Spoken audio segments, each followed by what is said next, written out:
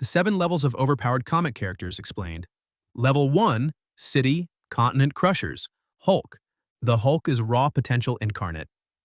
Born from Bruce Banner's exposure to gamma radiation, Hulk's strength increases proportionally to his rage, meaning there is no true ceiling to his power. Even in his more restrained forms, Hulk can lift tanks, smash skyscrapers, and battle the strongest heroes in the Marvel Universe. But when pushed into forms like Worldbreaker Hulk, his very steps cause shockwaves capable of destroying continents. Hulk isn't evil, but his power is uncontrollable. His destructive capacity makes him both a hero's ally and Earth's most dangerous liability. His evilness is situational. When calm, he's protective. When enraged, he's a catastrophe. Black Bolt. The king of the Inhumans, Blackagar Boltagon, wields one of the most devastating powers in comics: his voice. A mere whisper from Black Bolt can destroy buildings. A scream could shatter continents. His destructive potential is so absolute that he lives in constant silence, communicating through gestures to avoid accidental annihilation. Beyond his voice, Black Bolt also possesses enhanced strength, durability, and energy manipulation, making him a threat even without speaking. Black Bolt's power is both a curse and a weapon of mass destruction. His evilness is minimal.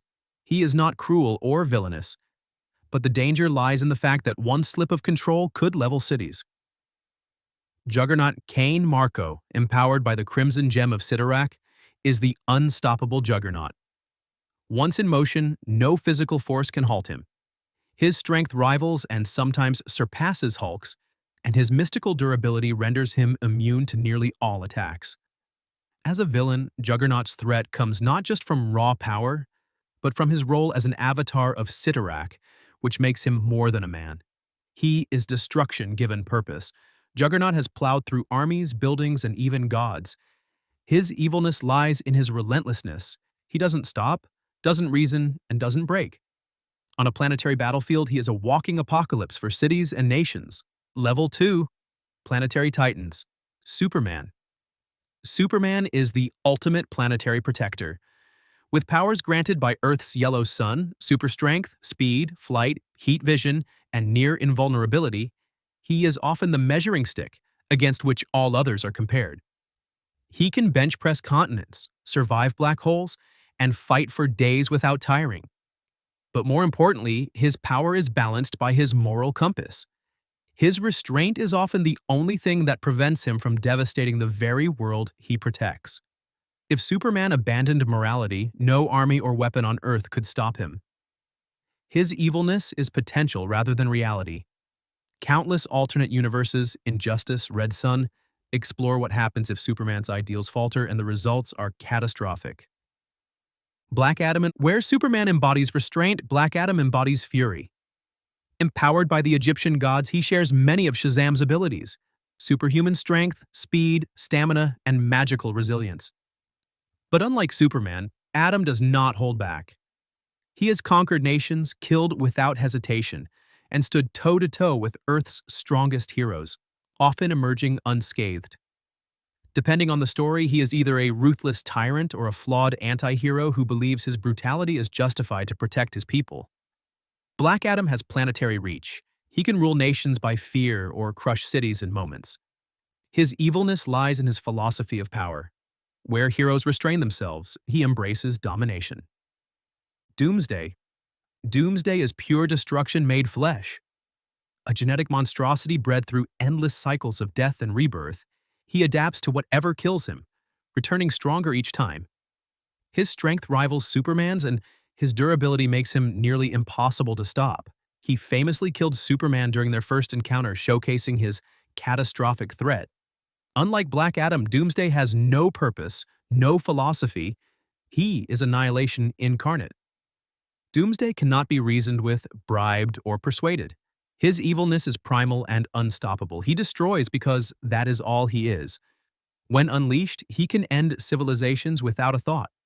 Level 3, Stellar/Star System Breakers. Silver Surfer. Once Norrin Rad of the planet Zen-La, the Silver Surfer became the Herald of Galactus, imbued with the power cosmic.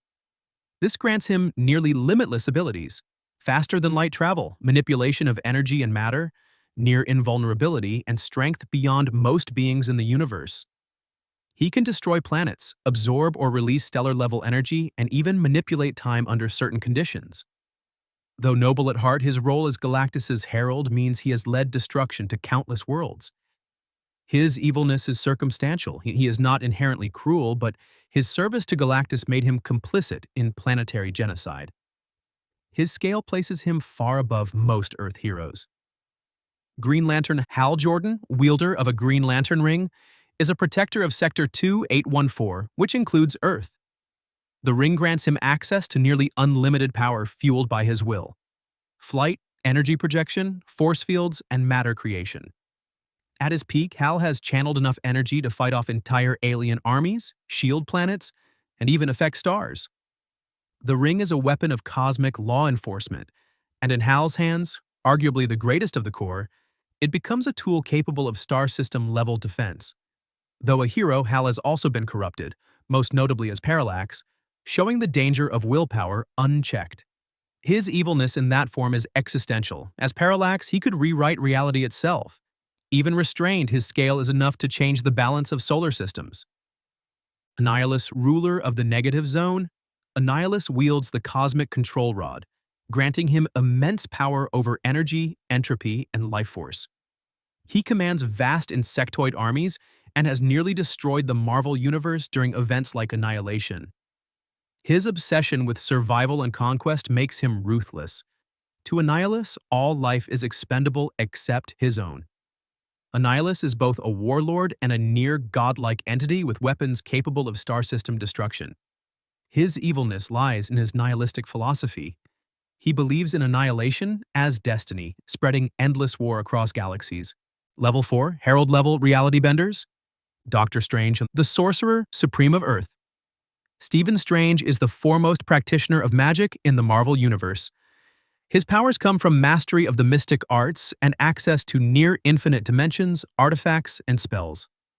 He has cast illusions across galaxies, fought gods, and rewritten reality itself on small and large scales.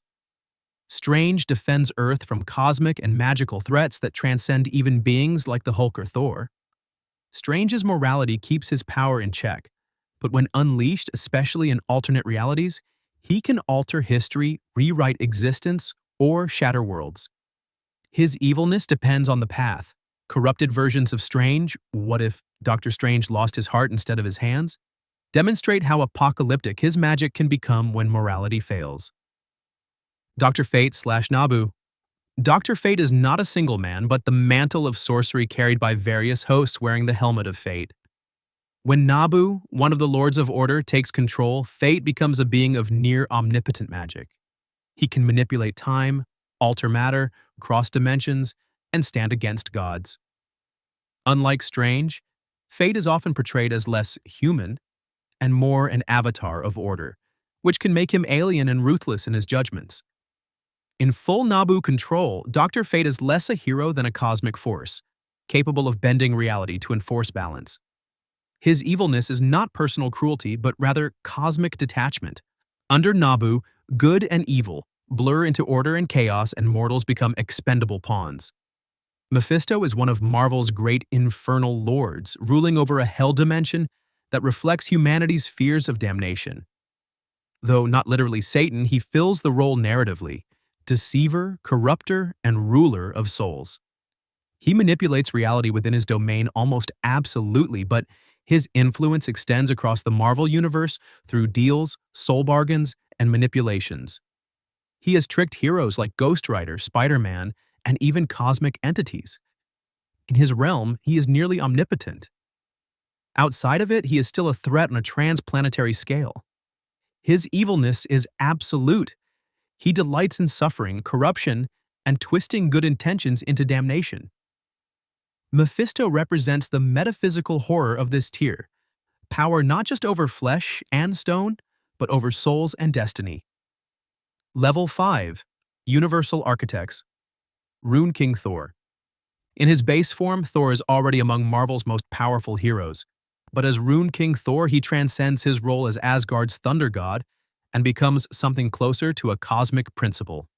By sacrificing his eye and unlocking ancient runic knowledge, Thor attains near omniscience, cutting himself free from fate itself. At this stage, he wields power capable of destroying or recreating entire universes.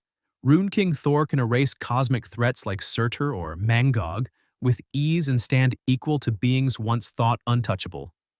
His evilness is not inherent, Thor is a protector. But his sheer scope raises the question of what happens if a god of storms rewrites destiny itself. Dormammu is the dread ruler of the Dark Dimension and one of Marvel's most infamous mystical entities.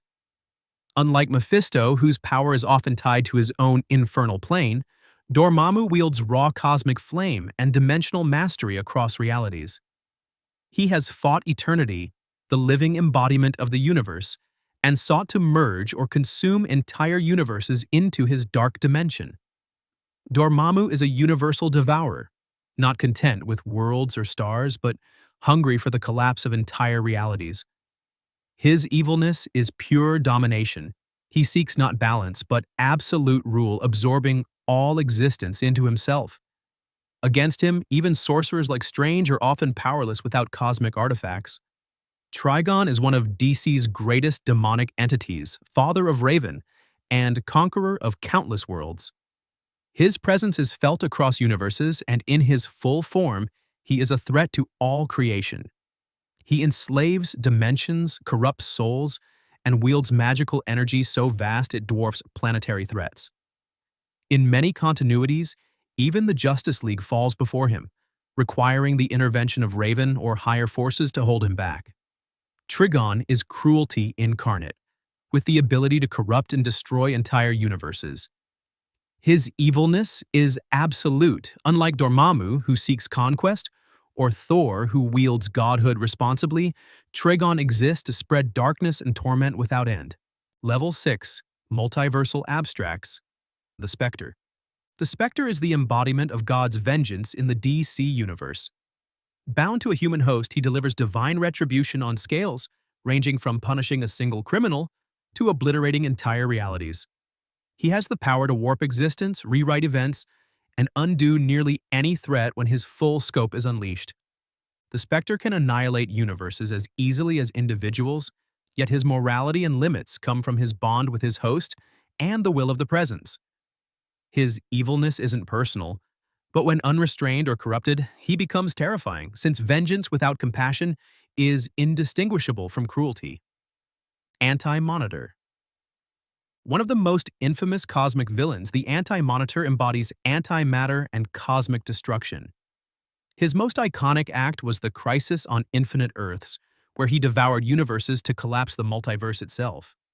Standing taller than planets, wielding energy capable of unmaking realities, he represents entropy and annihilation at a multiversal scale. Anti-Monitor doesn't merely conquer, he erases. His evilness is existential. He doesn't seek domination like Dormammu or Trigon, but the unraveling of all existence. Against him, heroes unite not to win, but to survive. Phoenix Force.